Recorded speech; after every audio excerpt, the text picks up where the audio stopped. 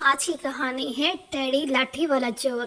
آپ صلی اللہ علیہ وآلہ وسلم نے فرمایا کہ میں نے جہنم میں ایک ایسے شخص کو دیکھا ہے جو اپنی ٹیڑھی لاٹھی کے ذریعے حاجیوں کی چیزیں چڑھاتا تھا، اور جب لوگ اسے پکڑتے تو وہ کہتا نہیں، یہ میں نے تو نہیں کیا، یہ تو میری ٹیڑھی لاٹھی نے کیا ہے۔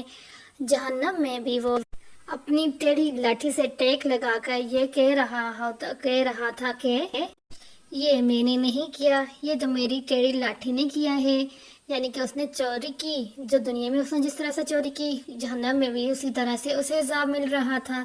اس لیے ہمیں چوری نہیں کرنی چاہیے۔ اب دوسری کہانی سنتے ہیں۔ دوسری کہانی کون سی ہے؟ اس کا نام ہے، دوسری آج کی کہانی ہے سچا چروایا۔ چروایا اسے بولتے ہیں جو بکریاں وغیرہ چراتے ہیں نا، بھیڑ بکریاں وغیرہ، اس کو چروایا بولتے ہیں۔ حضرت نافع رضی اللہ عنہ فرماتے ہیں کہ حضرت عمر رضی اللہ عنہ اور ہم ایک مرتبہ ایک سفر پہ جا رہے تھے کہ ایک جنگل سے ہم گزر رہے تھے، وہاں پر ہمیں ایک چروایا نظر آیا۔ آپ نے وہاں پر دسترخوان وغیرہ بچھایا، ان کے کھانے کا ٹائم ہو گیا تھا۔ انہوں نے جیسے ہی دسترخوان بچھایا، اس چروائی کو بولا کہ آؤ بھائی، آپ بھی کھانا کھاؤ ہمارے ساتھ۔ اس شخص نے کہا نہیں، میرا روزہ ہے۔ حضرت عبداللہ بن عمر رضی اللہ عنہ نے کہا کہ اتنی سخت گرمی کے اندر تم نے نفلی روزہ رکھا ہوا ہے، جبکہ تم ان پہاڑیوں کے اندر بکریاں چرا رہے ہو۔ اس شخص نے کہا ہاں، میرا روزہ ہے اور میں اپنی زندگی کے جو دن گزرے ہیں ان کا کفارہ ادا کر رہا ہوں، اس لیے میں نے روزہ رکھا ہوا ہے۔ حضرت عبداللہ بن عمر رضی اللہ عنہ نے اس شخص کو چیک کرنے کے لیے اس سے کہا کہ چلو ایسا کرو کہ اپنی ایک بکری ہمیں بیچ دو۔ اس شخص نے کہا نہیں، یہ بکریاں میری نہیں ہیں، یہ تو میرے مالک کی ہیں، میں تو صرف ان کو چراتا ہوں۔ انہوں نے پھر اس سے کہا کہ چلو پھر تم ایسا کرو، ایک بکری ہمیں دے دو۔ یہ صرف وہ اس کو چیک کرنے کے لیے بول رہے تھے کہ چلو اب ہمیں ایک بکری دے دو، اپنے مالک کو جا کے بول دینا کہ بکری کو بیچ کے کھا گیا ہے۔ اس شخص نے کہا میں اپنے مالک کو تو یہ بیان دوں گا، لیکن جو مالک اوپر بیٹھا ہوا ہے یعنی اللہ تعالیٰ، جو ہمیں ہر وقت ہر جگہ پہ دیکھ سکتے ہیں، وہ اس مالک کو میں کیسے جواب دوں گا کہ میں نے یہ کیا کیا ہے؟ وہ تو دیکھ رہا ہے، اس کو تو پتہ ہے کہ میں نے بکری آپ کو بیچی ہے، اس لیے میں ایسا نہیں کر سکتا۔ اس شخص کی سچائی اور ایمانداری دیکھنے کے بعد حضرت عمر رضی اللہ عنہ واپس مدینہ واپس جب آئے، اور واپس آنے کے بعد اس چروائے کا مالک تھا جس کی بکریاں تھیں اس کے پاس گئے، اس سے ساری بکریاں خریدی۔ بکریاں خریدنے کے بعد اس شخص کو، جو اس بکریوں والے کا مالک تھا، اس سے شخص کو آزاد کروایا۔ آزاد کروانے کے بعد جتنی بھی بکریاں تھیں وہ ساری اس چروائی کو گفٹ کر دی۔ اب اس نے دیکھا، اس نے سچ بولا، جھوٹ نہیں بولا، یعنی کہ اچھا ایماندار بندہ تھا، اس لیے اس کو اللہ تعالیٰ نے اجر دیا۔ اللہ تعالیٰ اپنے نیک بندوں کو اجر دیتے ہیں، چاہے وہ جس طریقے سے بھی دیں۔ اب اس کے بعد جو اگلی کہانی ہے ہماری، اس کا نام ہے، آج کی تیسری کہانی ہے سچ بولنے سے جان بچ گئی۔ ایک دن حجاج بن یوسف چند قیدیوں کو قتل کر رہا تھا کہ اتنے میں ایک قیدی اٹھا اور اس نے کہا اے حجاج، میرا تم پر ایک حق ہے۔ انہوں نے پوچھا بھائی کیا حق ہے تمہارا میرے اوپر؟ ایسا کون سا احسان تم نے میرے اوپر کیا؟ اس نے بولا کہ ایک دن ایک شخص تمہیں برا بھلا کہہ رہا تھا اور میں نے تمہارا دفاع کیا تھا۔ حجاج بن یوسف نے کہا کہ کوئی گواہ ہے تمہارا؟ اتنے میں ایک قیدی اور اٹھا اور اس نے کہا کہ ہاں، میں اس کا گواہ ہوں کہ ایسا ہی ہوا تھا۔ یہ سننے کے بعد حجاج بن یوسف نے اس قیدی کو رہا کر دیا۔ اس قیدی کو رہا کرنے کے بعد پتہ کیا ہوا؟ انہوں نے جس شخص نے گواہی دی تھی اس سے پوچھا کہ تم نے میرا دفاع کیوں نہیں کیا، جبکہ اس نے میرا دفاع کیا تھا۔ اس شخص نے کہا میں نے آپ کا دفاع اس لیے نہیں کیا تھا کہ میرے دل میں آپ کے لیے پرانی دشمنی تھی، اس لیے اس وقت میں نے آپ کا دفاع نہیں کیا تھا۔ حجاج بن یوسف نے جب اس کی یہ بات سنی تو اسے بھی رہا کر دیا۔ لوگوں نے پوچھا بھئی آپ نے اس کو کیوں رہا کر دیا؟ اسے تو قتل کرنا تھا۔ انہوں نے کہا کہ اس نے بڑی ہمت کے ساتھ سچ بولا ہے، اس نے جھوٹ نہیں بولا، جو بات تھی اس نے سچ کر دی، اس لیے میں نے اس کو رہا کر دیا۔ سچ بولنے والے کو ہمیشہ کامیابی ملتی ہے، اور جھوٹ بولنے والے کو اگر وقتی کامیابی مل بھی جائے تو وہ وقتی ہی ہوتی ہے، وہ چند دنوں کی ہوتی ہے، اس کے بعد ناکامی ہی کا اس کے سامنا کرنا پڑتا ہے۔ لیکن جب جو لوگ سچ بولتے ہیں انہیں ہمیشہ کے لیے کامیابی مل جاتی ہے۔ دیکھا، سچ بولنے سے اس شخص کی بھی جان بچ گئی اور اس شخص کی بھی جان بچ گئی۔ اب اگلی کہانی ہماری ہے، اب یہ جو کہانی ہے نا، اس کا نام ہے بچوں کے جھوٹ کی 24 مثالیں۔ یعنی کہ 24 مثالیں ہیں بچوں کی جو جھوٹ بولتے ہیں۔ سب سے پہلی مثال یہ ہے کہ کوئی آپ کو مارتا نہیں ہے، کوئی آپ کو گالی نہیں دیتا، لیکن آپ جھوٹ بولتے کہ اس نے مجھے گالی دی ہے۔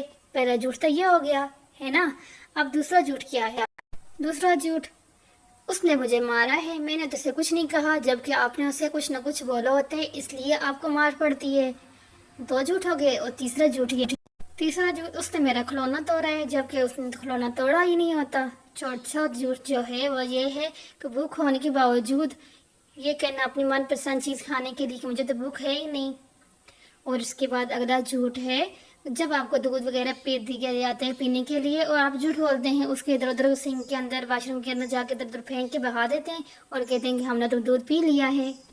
نہ کرنے کے باوجود یہ کہتے ہیں نا کہ میں نے تو اپنا ہوم ورک کر دیا ہے، میں نے تو سبق یاد کر دیا ہے، یہ بھی تو جھوٹ ہے نا۔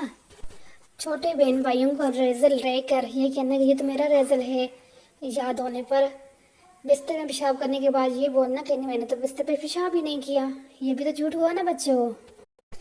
فریج سے کوئی چیز نکال کے کھا لی اور کھانے کے بعد بولا کہ میں نے تو یہ چیز کھائی نہیں ہے۔ آپ کا اپنا گھر ہے، اپنے اگر چیز نکالیے کھائیے تو بول دیں ہاں میں نے کھائی ہے، جھوٹ بولنے کی تو ضرورت ہی نہیں ہے۔ کیوں؟ ایسے ہی کرنا چاہیے نا، جھوٹ نہیں بولنا چاہیے۔ آپ گر جاتے ہو اور جب آپ کو کسی نے دھکا نہیں دی ہوتا، لیکن جو آپ کے ساتھ اب بھائی ہوتا ہے یا آپ کو دوست ہے کوئی بھی ہوتا ہے تو آپ کہتے ہیں اس نے مجھے دھکا دیا اس لیے میں گر گئی، جب آپ کو پتہ ہوتا ہے کہ آپ خود گرے ہو، آپ کو کسی نے کوئی دھکا وغیرہ نہیں دیا، اور یہ بھی جھوٹ ہوا۔ مسجد کے اندر یا مدرسے اسکول کے اندر آپ کو پیشاب نہیں آ رہا ہوتا، لیکن آپ پھر استاد یا ٹیچر کو بولتے ہو کہ ہمیں پیشاب آیا ہوا ہے، ہمیں واش روم جانا ہے، یہ بھی تو جھوٹ ہوا نا۔ آپ خود شور کر رہے ہوتے ہو لیکن جب اوپر سے کوئی آتا ہے تو کہتے ہیں میں تو شور نہیں کر رہا تھا، یہ تو فلاں شور کر رہا تھا، یہ بھی جھوٹ ہے۔ ہوم ورک نہ کرنا، یعنی کہ ٹیچر کو جا کے بولتے ہیں نا مجھے تو بہت زیادہ بخار تھا کل، جس وجہ سے میں نے بخار نہیں کیا، ہوم ورک نہیں کیا، جب کہ آپ کو بخار نہیں ہوتا، آپ نے ویسے ہی ہوم ورک نہیں کیا ہوتا، یہ بھی جھوٹ ہوتا ہے۔ فلاں بچے نے شرارت کی ہے، میں تو بڑے آرام سے بیٹھا ہوا تھا، حالانکہ آپ بھی ان کے ساتھ باقاعدہ شرارت کر رہے تھے، یہ بھی جھوٹ ہوا۔ آپ نے پنسل خود توڑی یا آپ سے ٹوٹ گئی اور آپ نے جھوٹ بولا کہ میری پنسل فلاں نے توڑ دی ہے، یہ بھی جھوٹ ہوا۔ آپ کو کسی چیز کے لیے پیسے دیے کہ وہ چیز لے آؤ، آپ نے وہ پیسے کھا لیے اور کھانے کے بعد گھر آ کے بولنا میرے سے تو وہ پیسے گر گئے ہیں یا میرے پیسے کسی نے چرا لیے ہیں، یہ بھی جھوٹ ہوا۔ آپ نے اپنی اینک یعنی کہ سیاہی سے اپنے کپڑے گندے کیے، گندے کرنے کے بعد ڈانٹ پڑنے کے ڈر سے یہ بول دینا کہ میرے فلاں بچے نے میرے اوپر اینک پھینک دی تھی جس کی وجہ سے میرے کپڑے گندے ہو گئے، یہ بھی تو جھوٹ ہوا نا۔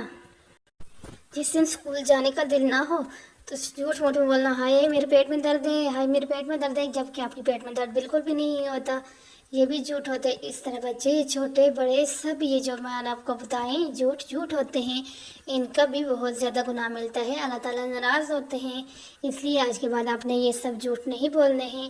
اس کے بعد جو اگلی ہماری کہانی وہ بھی بڑی مزیدار ہے۔ چلیں پہلے میں آپ کو اگلی کہانی سے پہلے ایک بات یہ بتا دیتی ہوں کہ آپ کو پتہ ہے دان بہت باقاعدگی سے صاف کرنی چاہیے، اس لیے ہمیں مسواک استعمال کرنی چاہیے۔ مسواک استعمال کرنا سنت بھی ہے اور اس سے ہمارے دان جو ہوتے ہیں نا وہ مضبوط ہو جاتے ہیں، اسٹرانگ ہو جاتے ہیں۔ جب ہمارے دان اسٹرانگ ہو جاتے ہیں پھر ہمارے دانوں کو کیویٹیز جراثیم وغیرہ کچھ بھی نہیں کر سکتے۔ اور ہاں جب بھی کھانا رات کو سونے سے پہلے تو باقاعدگی سے اپنے دانتوں کو صاف کر کے سونا چاہیے، کیونکہ جب ہم لوگ کھانا کھاتے ہیں ہمارے منہ کے اندر جو کھانا رہ جاتے ہیں نا چھوٹے چھوٹے ذرا جو ہمیں نظر نہیں آتے وہ ہمارے منہ کے اندر گندے ہو جاتے ہیں، گندے ہو کے وہ جراثیم سے ہوتا ہے وہ جراثیم بن جاتے ہیں جس سے ہمارے دانت خراب ہو جاتے ہیں، دانتوں میں درد شروع ہو جاتا ہے اور ہمارے دانت کالے پیلے ایسے ہو جاتے ہیں جس سے ہمیں درد وغیرہ جب ہوتا ہے تو ظاہر سی بات بہت تکلیف ہوتی ہے۔ اس سے اچھا یہ ہے جب بھی کچھ بھی کھائے پیے نا فوراً جا کے کلی وغیرہ کر دیا کریں نا، اس سے آپ کے دانت بالکل مضبوط رہیں گے، ٹھیک ہے اچھے بچوں۔ اگلی کہانی کا ہمارا نام ہے بادشاہ سے غلام بہتر۔ ایک بادشاہ کا دربار لگا ہوتے ہیں، بادشاہ اس سے بیٹھے ہوتے ہیں، سارے اس کے جو غلام وغیرہ ہوتے ہیں وہ اس کے آگے بیٹھے ہوتے ہیں۔ دربار جب لگایا جاتا ہے نا تو کچھ نہ کچھ ایسا خاص کیا جاتا ہے، بہت سے لوگ اپنے حاجت مند آتے ہیں، اپنی ضرورتیں بتاتے ہیں اور بادشاہ ان کی ضرورتیں پوری کرتے ہیں، جس کو جو مسئلہ ہوتے ہیں وہ اپنا بتاتے ہیں۔ اتنے میں ایک سوداگر آتے ہیں، وہ اپنے ساتھ 10-12 لوگوں کو لے کے آتے ہیں اور بادشاہ کو کہتے ہیں بادشاہ سلامت ان میں سے آپ کسی ایک کو جتنے بھی آپ کو چاہیے آپ ان میں سے غلام اپنے پاس رکھ دیں، میں آپ کے لیے یہ نذرانہ لے کے آیا ہوں، آپ کو جو ان میں سے پسند ہے رکھ لیں، مجھے پتہ ہے آپ کے پاس غلاموں کی کمی نہیں ہے، آپ تو بادشاہ ہیں، لیکن میں اپنی خوشی کے ساتھ ہی آپ کے لیے لے کے آئی ہوں۔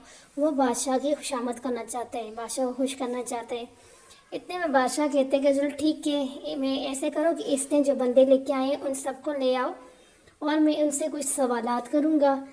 باری باری وہ جاتے ہیں، جا کے جو بندے وہ لے کے آتے ہیں اس کے لیے آتے ہیں، بادشاہ کے سامنے کھڑا کر دیتے ہیں۔ اب بادشاہ ان سے سوال کرتے ہیں، باری باری وہ جتنے بھی وہ غلام لے کے آتے ہیں ان سے سوالات کرتے ہیں، لیکن بادشاہ ان سے مطمئن نہیں ہوتا اور سوداگر کو کہتا ہے کہ جو تم غلام لائے ہو، جتنی تم نے ان کی تعریفیں کی تھی، مجھے یہ اس قابل نہیں لگے، اس لیے تم ایسا کرو کہ ان کو واپس لے جاؤ۔ یہ سن کر سوداگر مایوس ہو جاتے ہیں اور کہتے ہیں کہ نہیں یہ بہت اچھے ہیں، یہ ہیں وہ ہیں۔ وہ کہتے ہیں نہیں، اس کے علاوہ اگر تمہارے پاس کوئی اور شخص ہے تو وہ لے آؤ، ہو سکتا ہے کہ وہ صحیح ہو۔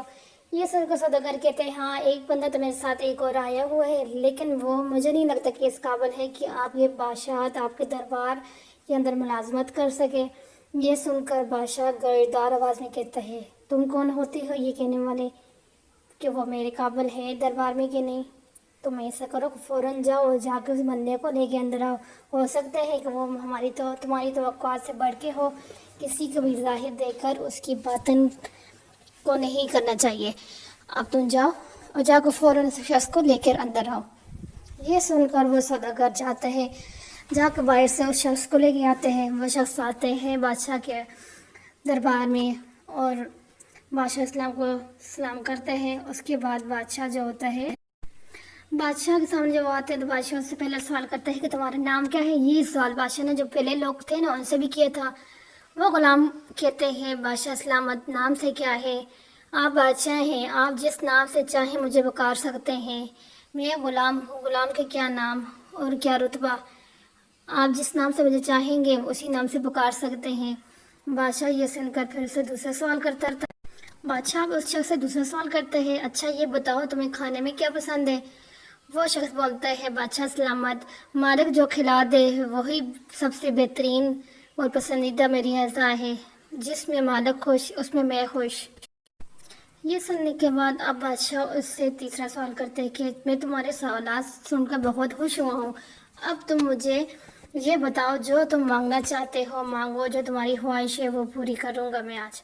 یہ سن کر وہ جو بندہ ہوتا ہے نا وہ بولتا ہے کہ میں انسان ہوں، میری کیا مجال کہ میں جو ہے کسی چیز کی خواہش کروں، جو چیز میں آپ دینا چاہیں دے سکتے، نہ اختیار اپنا ہے نہ آرزو، اس لیے میں ایک غلام ہوں، اس لیے مجھے کسی چیز کی کوئی طلب نہیں ہے۔ یہ سن کر جو بادشاہ ہوتے ہیں وہ نعرے تکبیر کرتے ہیں، اللہ اکبر کرتے ہیں اور بے ہوش ہو جاتے ہیں۔ بے ہوش ہونے کے بعد جب اسے ہوش آتے تو پھر وہ کہتے ہیں کہ ہم انسان کتنے نادان ہوتے ہیں، اتنے سارے حضرات سب کچھ ہونے کے بعد ہم اپنے اللہ کا شکر ادا نہیں کرتے۔ اس لیے پیارے بچوں ہر وقت اللہ کا شکر ادا کرنا چاہیے، اس نے ہمیں آنکھیں دی، بہت ساری نعمتیں دی۔ اوکے، کل کے